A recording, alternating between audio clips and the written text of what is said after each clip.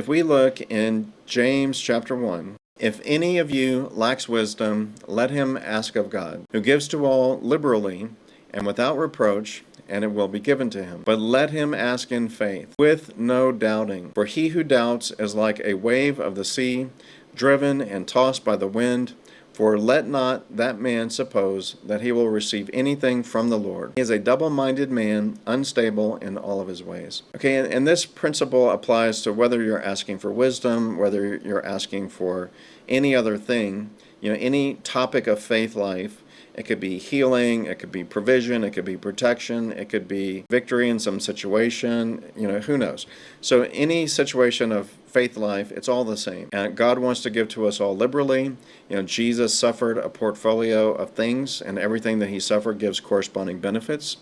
But we have to, we have to pray in faith, and we have to not doubt. Okay, and then he says, let not the doubting man suppose that he will receive anything from the Lord. He is a double-minded man, unstable in all of his ways.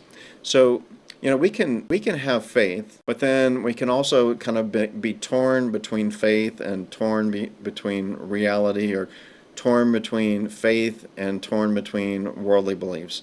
And so we can get stuck on the fence sometimes in various issues, and so we want to try and get fully on the side of faith and get out of like human reasoning, human logic, and things like that, which can work against us. So, key things here, we need to be believing, we need to fight against doubting, and then when we do that, then we're going to be successful in prayer. And so as we go further on in the teaching, we'll look at some things we can do to work on that. And then Jesus, he said the same thing, different words.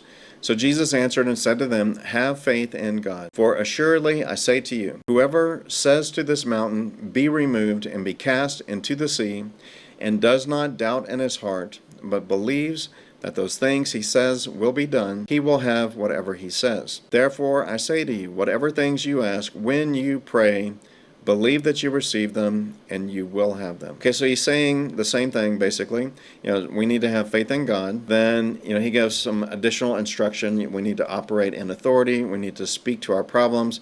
We need to command them and tell them what to do. And then all the while that we're commanding our situations to change, we need to make sure that we are not doubting in our heart, but that we are believing steadfastly.